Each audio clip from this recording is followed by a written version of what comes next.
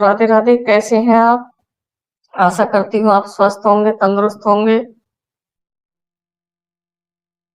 दोस्तों, आज आपके सामने एक प्रेरणादायक कहानी सास ननद का अत्याचार लेकर आई हूँ। सास ननद बहू को ज्यादा परेशान करती हैं, यही आज के समाज की सच्चाई है। आज पुत्री घर पर आई हुई है। घर का बहुत सुंदर वातावरण है। हम सब परिवार एक साथ बैठकर हंस रहे हैं। हंसी ठहाके गूंज अंदर कमरे तक सुनाई दे रही थी। अपन का भी मन कर रहा था कि वो भी अपने परिवार के साथ बैठे बातें करें, पर वो तो अपने बीमार शरीर और उदास मन को लिए रूम में पलंग पर लेटे हुए थे। आजकल शरीर साथ नहीं देता। बूढ़ा और बीमार जो हो चुका था, ज्यादा बोल नहीं पाते, और मन बहुत करता है अपने परिवार के साथ बैठने का, उनसे बातें करने का। पर ये तो उन्हीं के कर्म थे कि आज पत्नी उनके साथ ना बैठती थी, न ही ज्यादा बातें करती थी। हालांकि ये बात अलग है कि खाना पीना दवाइयाँ सब कुछ सही समय पर वो जरूर दे जाती थी। जिस लोगों के लिए पत्नी उषा को उन्होंने इतना जलील किया, आज उन लोगों में से कोई भी उनके साथ नहीं थे। तो वहीं जो जलालत के बावजूद इस घर में रह गई, उनके जैसे आदमी के साथ निभा गई और खामोशी का आवरण ओढ़े हमेशा चुपचाप सी रहती है। वो जानते थे कि बाहर खुश है, बोल रहे हैं, पर वो उनको हंसते बोलते देखकर सिर्फ मुस्कुराकर चुपचाप उन लोगों को देख रही होगी। आज भी याद है उन्हें, जब उषा उनकी पत्नी बनकर घर में आई थी, कितनी खुश स्वभाव की थी। वो हमेशा हंसी खुशी से रहती थी। उसका यही स्वभाव तो पसंद आया था उन्हें। जब उन्होंने अपने एक दोस्त के जन्मदिन की पार्टी में उसे देखा था, बस एक नजर में ही उनकी बेबाक हंसी उनके दिल को भा गई थी, और इसलिए उन्होंने शादी के लिए हाँ कर दी। पर ये नहीं पता था कि हंसी के वो दुश्मन हो जाएंगे। अक्सर अपनी सासू से डांट भी खा लेती। आखिर बहू का इतना हंसना बोलना उन्हें पसंद नहीं था, और फिर अपनी माँ का मन रखने के लिए जी भी उषा को ही डांट कर चुप कर देते थे। लेकिन उषा भी क्या करती, अपने स्वाभाविक स्वभाव को तो छोड़ नहीं सकती थी, और उसका स्वभाव तो वैसे भी हंसमुख था। तो फिर कुछ देर बाद वापस वैसे ही हो जाती। तपन जी भी मन ही मन मुस्कुरा कर रह जाते, पर माँ के सामने खुलकर जाहिर नहीं करते। लेकिन उस दिन तो जो कुछ हुआ, उसके बाद उषा का जो स्वाभाविक स्वभाव कहाँ गायब हो गया, उसकी कसक आज भी तपन के मन में थी। जरा सी हिम्मत नहीं कर पाए अपनी माँ के सामने, ये जानते हुए कि बीबी सही है, और बीबी को ही दबा कर रख दिया। उस दिन छोटी बहन रिंकी की गोद भराई थी। बड़ी बहन नेहा भी घर पर आई हुई थी, और कई खास रिश्तेदार घर पर मौजूद थे। सगाई का प्रोग्राम पूरा हो चुका था। उषा और रिंकी ने सारा सामान माँ के कमरे में रख दिया। उषा के पीहर वाले अपने घर रवाना हो चुके थे। बाहर सभी खास रिश्तेदार बैठे बातें कर रहे थे। तपन भी उन्हीं लोगों के साथ था। इधर उषा किचन में काम कर रही थी कि बाहर से सासू माँ के जोर जोर से चिल्लाने की आवाज आई। हे भगवान, मैं तो लुट गई, बर्बाद हो गई, कौन मेरी दुश्मन पीछे पड़ा है। अचानक माँ की आवाज सुनकर सब लोग अंदर की तरफ भागे। माता अपने कमरे में थी। तपन ने आकर माँ से पूछा, क्या हुआ माँ, इस तरह से क्यों रो रही हो क्या हो गया? पर माँ तो जोर जोर से छाती पीट कर दहाड़े मार कर रो रही थी, चुप होने का नाम नहीं ले रही थी।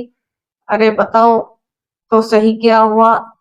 रोना बंद करोगी तो हमें पता चलेगा ना। पीछे से फूफा जी ने भी कहा। फूफा जी की बात सुनकर माँ रोते हुए बोली, अरे रिंकी के ससुराल से आया हुआ थैला नहीं मिल रहा, जरूर चोरी हो गया। हे भगवान, मैं इसके ससुराल वालों को क्या जवाब दूंगी, मैं तो बर्बाद हो गई, माँ रोती हुई बोली। माँ के बोलते ही अजीब सी खामोशी घर में छा गई। अरे ध्यान से देखो, इन्हीं सामान में कहीं रखा होगा। फूफा जी दोबारा बोले। रिश्तेदार पूरा सामान ऊपर नीचे करके देख चुकी हूँ, पर थैला नहीं है, जरूर चोरी हुए होंगे। अरे शुभ शुभ बोल, एक बार हमें देखने दे। माँ को परे हटाकर फूफा जी कुछ सामान चेक करने लगे, लेकिन उसमें थैला नहीं था। फिर कुछ सोचकर फूफा जी बोले, अरे थैला कोई इन सामानों के साथ यहाँ रखेगा क्या? सेफ में रख दिए होंगे, तुमने जरा देखो। अरे मैंने थैला कहाँ रखा? थैला तो नेहा और उषा रख रही थी।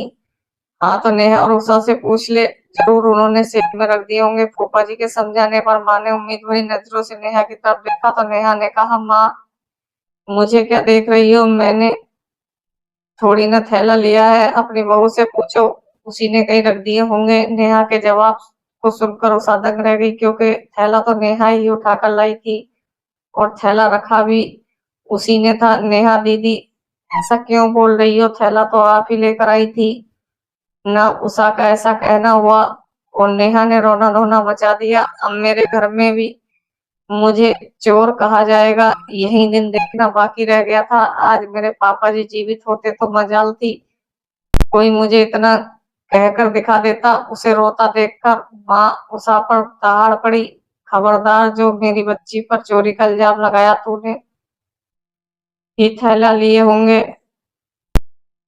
ये मेरी बेटी है, मैं इसको बचपन से जानती हूँ। अरे जन्म दिया है मैंने इसे, इसमें मेरे संस्कार फूट फूट कर भरे हैं, तो बाहर से आई है, जरूर तूने ही थैले लिए होंगे और तूने अपने पीहर वालों को दे दिए होंगे, तभी तेरे पीहर वाले तो जल्दी चले गए। बस ना जी, आप मेरे माँ बाप पर चोरी का इल्जाम लगा सकती हो तो मैंने थैले की सूरत तक नहीं देखी, चुराना तो दूर की बात है, उषा ने पलट कर जवाब दे दिया।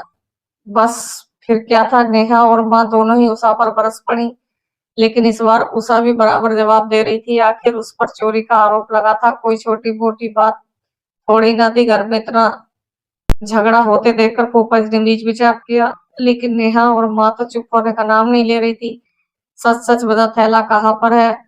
अगर तू नहीं बोलेगी तो तेरे माँ बाप से जाकर थैला ले लेंगे, हम लोग वहीं सबके सामने उनकी इज्जत की मटिया मेल करेंगे। माँ जी, मेरे माँ बाप इज्जतदार लोग हैं, कोई चोर उचक्के नहीं है, आपके घर पर बुलावे पर आएंगे और सामान चोरी करके ले जाएंगे।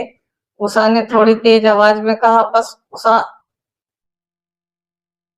तुम मेरी माँ से किस तरह से बात कर रही हो, याद रखो तुम इस घर की बहू हो। अपनी आवाज नीचे रखकर बोलो, अगर गहने के लिए भी है तो दे दो, तुमसे कुछ नहीं कहेगा।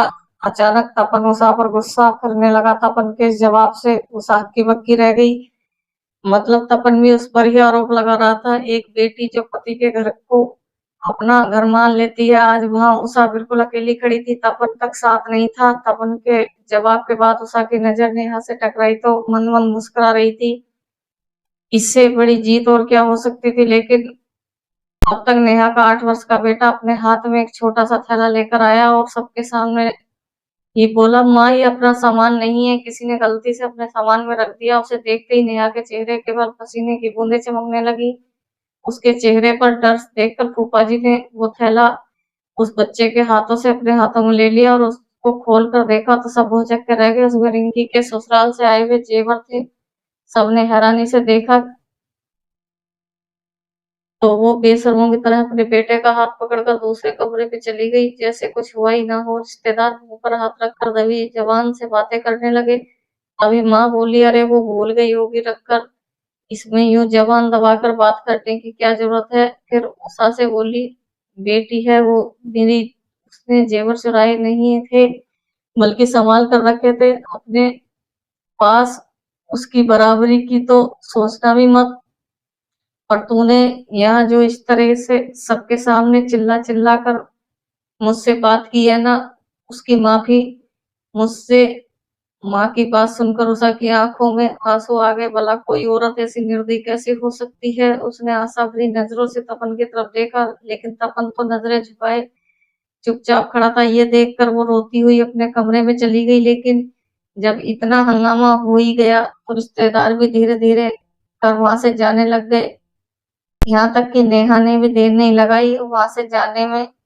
अब घर में माँ, तपन, रिंकी, फूफा जी, बुआ जी और उषा ही बचे थे। लेकिन माँ तो अब अनशन पर बैठ गई, जब तक उषा माफी नहीं मांगेगी तब तक खाना मैं नहीं खाऊंगी। आखिर उसने इतने रिश्तेदारों के सामने मेरे से ऊंची आवाज में बात की तो कैसे सबके सामने मेरी बेइज्जती कर दी। आखिर तपन ने समझाया, माँ जो बात हो गई अब उसे छोड़ो, भी आप पानी भी पी लो, आपकी तबीयत बिगड़ जाएगी। अरे ऐसे कैसे छोड़ दूँ, तेरी औरत ने इतने लोगों के सामने मेरी बेइज्जती की है, माफ़ी तो उसे माँगनी पड़ेगी।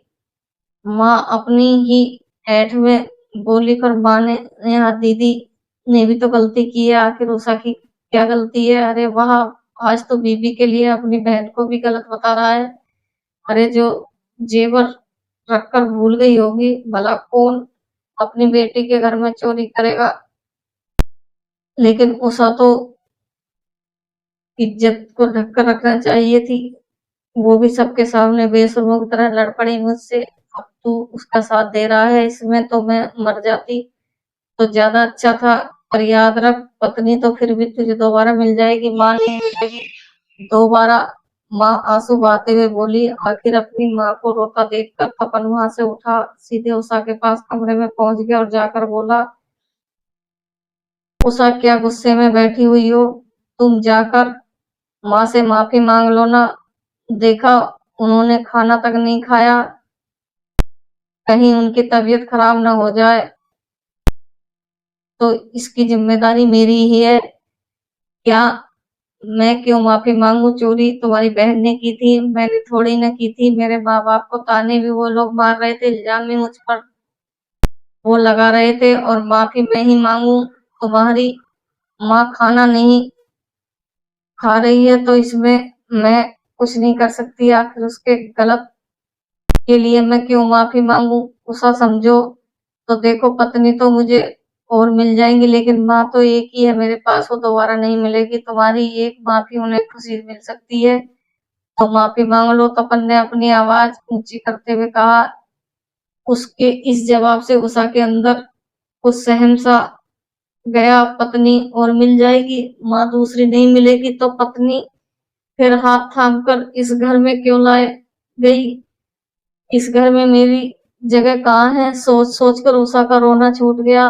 पर माता पिता को दुख ना हो, उन तक बात न पहुंचे, इसलिए आंसू का घूंट पीकर फूफा जी और बुआ जी के सामने उसने माँ से आखिर पैर छूकर माफी मांग ली, जिससे माँ ने झूठे स्वाभिमान को बहुत तसल्ली मिली। लेकिन उषा के स्वाभिमान के टुकड़े टुकड़े हो गए। लेकिन वो आखिरी दिन था जब उषा को इतना बोलते हुए देखा था। इसके बाद तो वो बिल्कुल खामोश हो गई। अब ना वो ज्यादा किसी से बोलती है, ना ही हंसी मजाक करती है। हाँ ना में जवाब देकर अपने काम में काम रखती है, ना ही किसी से लेना देना। जिसको जो काम कह दिया चुपचाप कर लेना, फिर एक तरफ चुपचाप बैठ जाना। सोचते सोचते तपन की आंखों में आंसू आ गए। तभी उषा अंदर कमरे में आई, हाथ में पानी का गिलास था। वहीं पास वाली अलमारी में से दवाई निकाली और तपन को देते हुए हाथ आगे बढ़ा दिए। लेकिन तपन के हाथ में दवाई लेने की जगह अपने हाथ, दोनों हाथ जोड़ लिए और अपनी कपकपाती आवाज में कहा, उषा अब तो माफ कर दो मुझको। उनकी आवाज सुनकर उषा ने एक नजर उनकी तरफ देखा और फिर दवाई हाथ में देते हुए बोली, आपकी दवाई का समय हो गया है उषा, माफ कर दे मुझे। तेरे इतने सालों के खामोशी नासूर बन चुकी है, मेरे लिए अब बर्दाश्त नहीं होता। कोई बात नहीं, माफी क्यों मांगते हो? इस घर में गलतियों के लिए कोई माफी नहीं मांगता, बल्कि बिना गलती के माफी मंगाई जाती है। उषा, पत्नी हो तुम मेरी, तेरी माफी का हकदार हूँ, मुझे माफ कर दे। तपन ने जोर देते हुए कहा। ओहो, पत्नी का क्या है, वो तो मिल जाती है, फिर मुझको माफी मांग कर क्यों अपना मुंह खराब कर रहे हो? कहकर उषा कमरे के बाहर निकल गई। तपन के पास पछतावे के अलावा कुछ नहीं बचा था।